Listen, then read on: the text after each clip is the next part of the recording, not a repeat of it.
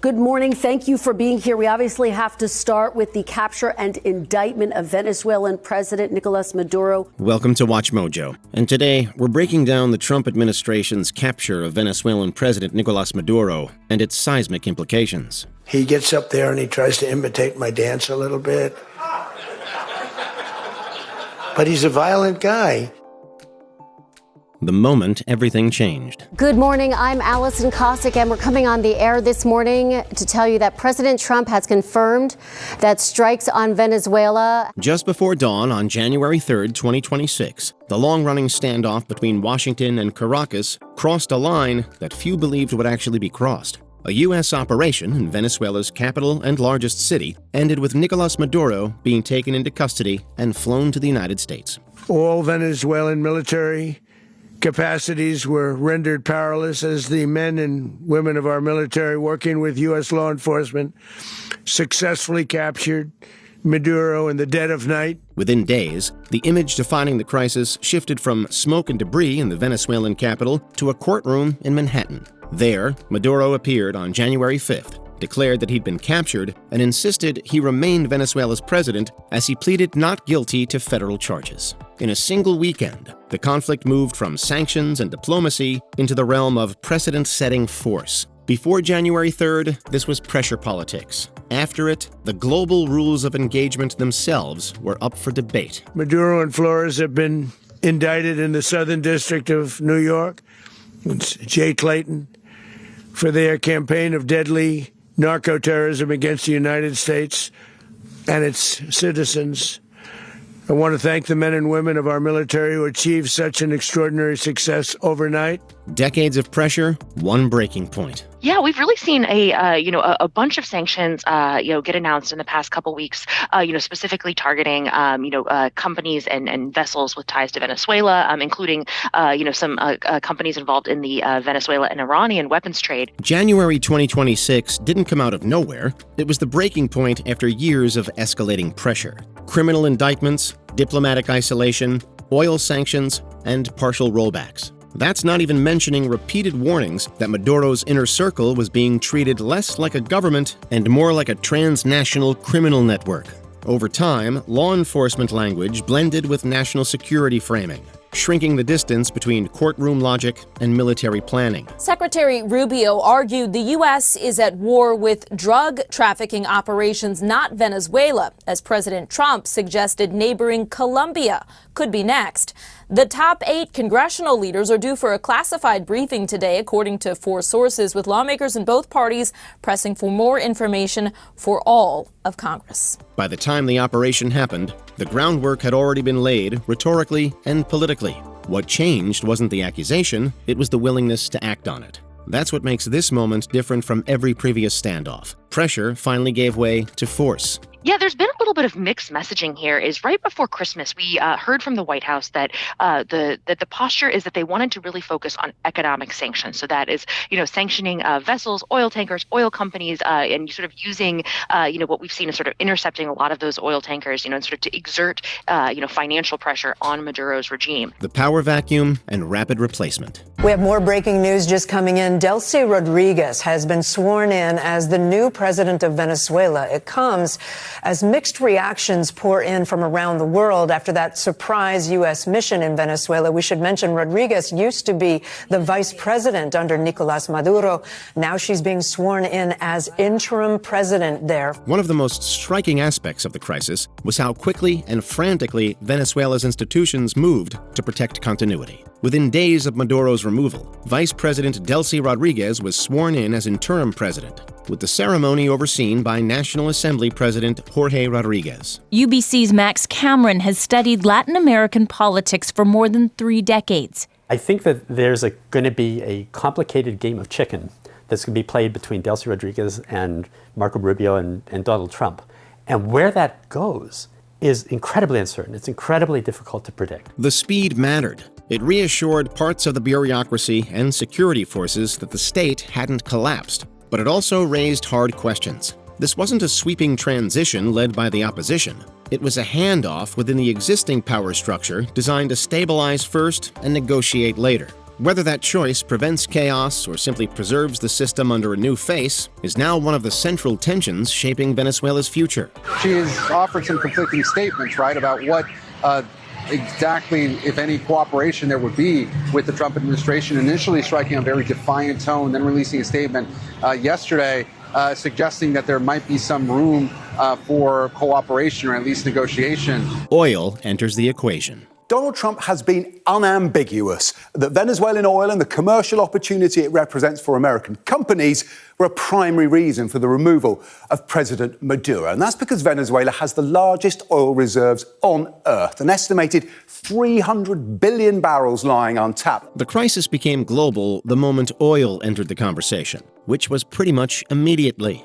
Venezuela's vast reserves of the stuff make it impossible to separate politics from energy. And talk of rebuilding, reopening production, and renegotiating access followed fast. The implication was clear. Whoever governs next will also decide who gets paid, who gets contracts, and who gets left out. And today, Venezuela produces less than 1 million barrels a day. Now, given there are sanctions in place, it's worth asking where those barrels of oil end up. And this chart shows us these are exports from Venezuela in the last year, and the bulk goes to China, much of it under exemption to repay historic loans. But the balance goes to the United States, which has granted Chevron a license to operate in Venezuela despite the sanctions. That reality sharpened international reactions and fueled skepticism at home. For many Venezuelans, the fear wasn't abstract geopolitics. It was the worry that regime change might be less about democratic recovery and more around resource management.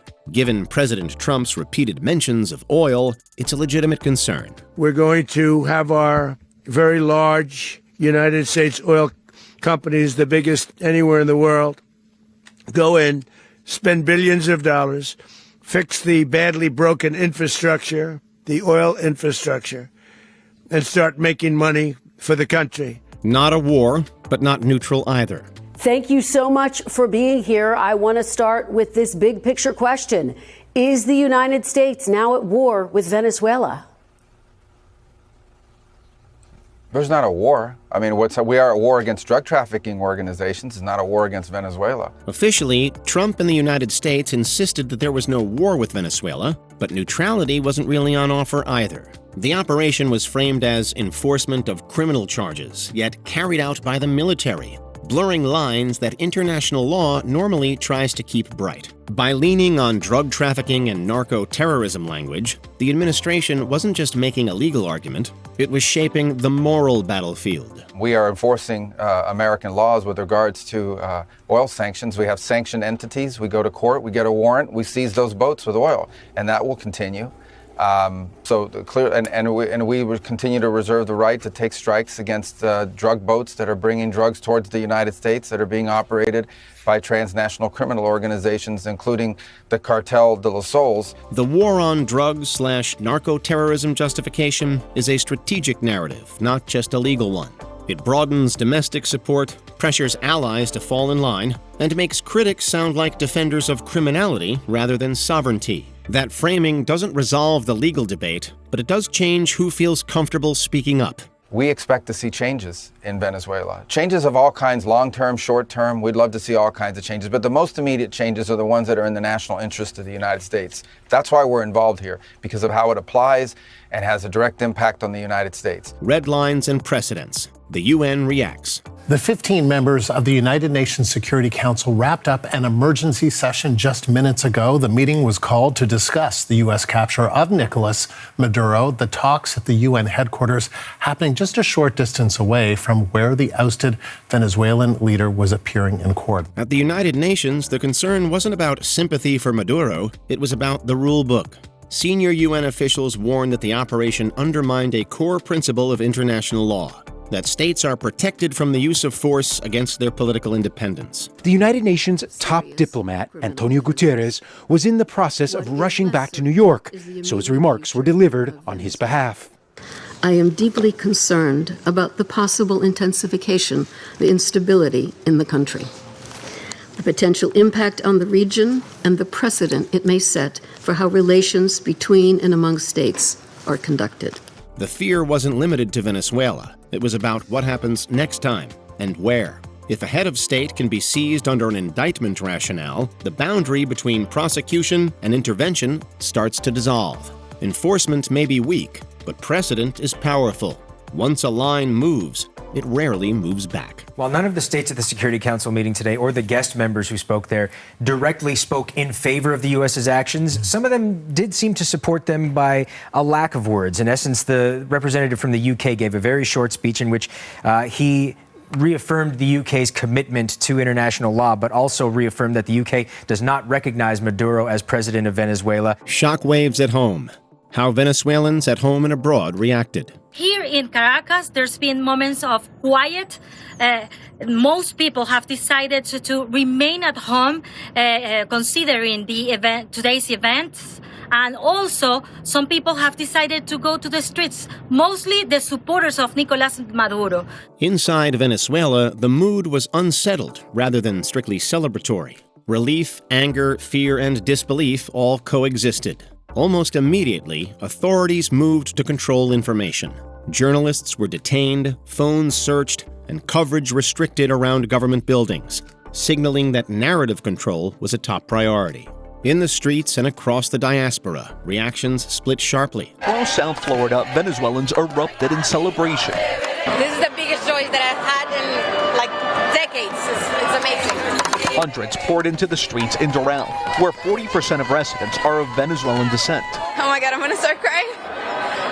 It is pretty awesome. For some, seeing Maduro in a U.S. courtroom felt like long-delayed accountability. For others, it felt like humiliation imposed from abroad. What was felt most palpably was uncertainty. The removal of a leader didn't resolve Venezuela's crisis, it reframed it, and raised new questions about legitimacy, sovereignty, and who gets to decide what's next. And the former leader of Venezuela, Nicolás Maduro, told his supporters that in case he was not present, the people should go out to the streets. Well, we are witnessing small gatherings in Caracas mostly, and the majority of Venezuelans remain at home waiting what is going to happen in the coming hours. The world weighs in. South Africa has asked for an emergency meeting of the Security Council, and the UN is not alone. Russia, China, France, and the EU are among the countries and blocs that have said the U.S. may have broken international rules, while many other nations have stressed the importance of respecting those rules. Governments around the world faced an awkward balancing act. Many had long criticized Nicolás Maduro's rule, but far fewer were comfortable endorsing the way he was removed. Major powers like China and Russia condemned the operation as destabilizing, warning that it blurred the line between law enforcement and military intervention. China is deeply shocked by and strongly condemns the U.S. blatant use of force against a sovereign state and action against its president. Such homogenic acts of the U.S. seriously violate international law and Venezuela's sovereignty and threaten peace and security in Latin America and the Caribbean region. China firmly opposes it. European governments, meanwhile, largely avoided a celebratory language, stressing the importance of international law and urging restraint as events unfolded. If this becomes an accepted tool of statecraft, no leader can assume immunity based solely on borders. In that sense, the world's response wasn't just about Venezuela. It was about protecting the rules that smaller and mid-sized countries rely on when power politics collide with legal norms. Nicolás Maduro had his chance, just like Iran had their chance, until they didn't and until he didn't. He effed around, and he found out. Washington reacts. You need to have congressional oversight of this, and more importantly, you still need to have congressional approval. The president is very clear that he wants to occupy Venezuela. He wants to take the oil. Nothing in what they've said so far in their justification is the reason why they went to get Maduro. But going forward, he does not have the approval of Congress nor the American public for an occupation of Venezuela, and needs to come and ask for that or get rejected for it. Back in the U.S., the response split along familiar lines, but with unusually high stakes. Administration officials emphasized decisiveness and secrecy, acknowledging the role of information control ahead of the operation. American lawmakers demanded briefings and clarity, questioning whether labeling a military raid as law enforcement sidestepped congressional oversight. Well, he's a bad guy, of course, and he's going to stand trial in an American court of law at this particular point in time. It remains to be seen whether the people of Venezuela are going to be better off. Donald Trump claims that he's going to run Venezuela. He's done a terrible job running the United States of America. Life hasn't gotten better for the American people over the last year. Life has gotten worse. He promised to lower the high cost of living. Costs haven't gone down, they've gone up. Meanwhile, Maduro's own words in court, quote, "I am not guilty, I am the president of my country," became instant fuel for both sides of the debate. For supporters, it was proof of impunity. For critics, proof of overreach. Washington didn't just launch an operation, it launched a long argument. Well, there's been no evidence that the administration has presented to justify the actions that were taken in terms of there being an imminent threat to the health, the safety, the well-being, the national security of the American people. This was not simply a counter-narcotics operation. It was an act of war. Before we continue, be sure to subscribe to our channel and ring the bell to get notified about our latest videos. You have the option to be notified for occasional videos or all of them. If you're on your phone, make sure you go into settings and switch on your notifications. Neighbors on edge. Colombia and the fear of regional spillover. Responses have been mixed across the region and along bordering nations. Some Venezuelans celebrate the development, while others are accusing the U.S. of trying to steal the country's oil. For Colombia, the crisis was never abstract. Geography makes that impossible. Sharing a long, porous border with Venezuela, Colombia has already absorbed millions of Venezuelan migrants over the past decade, reshaping cities, labor markets, and public services. That history explains why Colombian officials reacted quickly and publicly, warning about regional instability and signaling military readiness along the border. Petro responded to the questions that Trump was asked yesterday when he said that Petro might not be there for much longer. And when he was asked, does this mean that there could be an operation like Venezuela? And he kind of, quipped or mentioned that that's not a bad idea.